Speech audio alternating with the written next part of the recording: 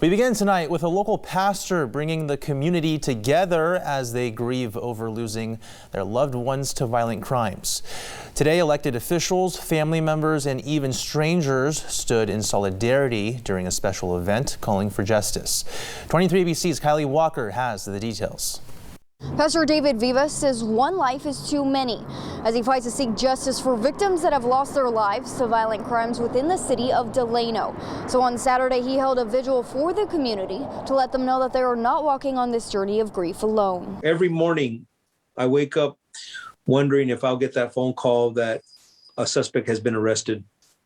I wake up every morning with that hope.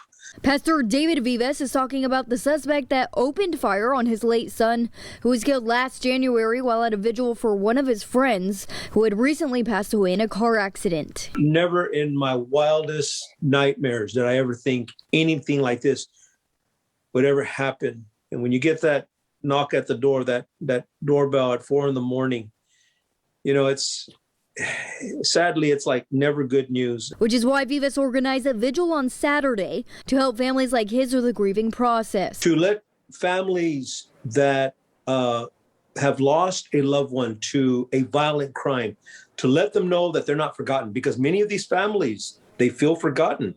Here, families and elected officials gathered to pray and to raise awareness of the tragedies occurring in their neighborhood. Something with a conscience took your loved one. Something with the ability to choose took your loved one.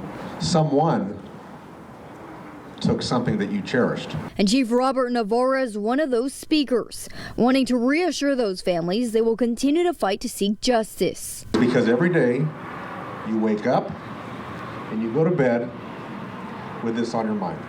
And I'm sure you wonder, does anybody else care?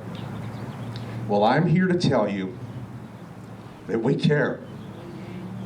This city cares. This police department cares. I care. My commanders care. My officers care. But Vivas says the police can only do so much when they have limited information. Because there is a vow of silence out on the streets where people don't talk.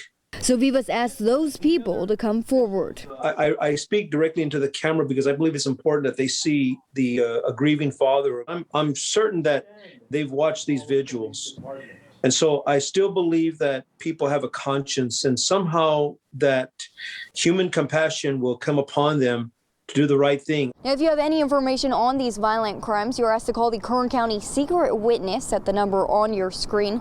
Now, Vivas also wants to remind you that if any information leads to an arrest, there will be an award of $3,000. For 23 ABC, I'm Kylie Walker, connecting you.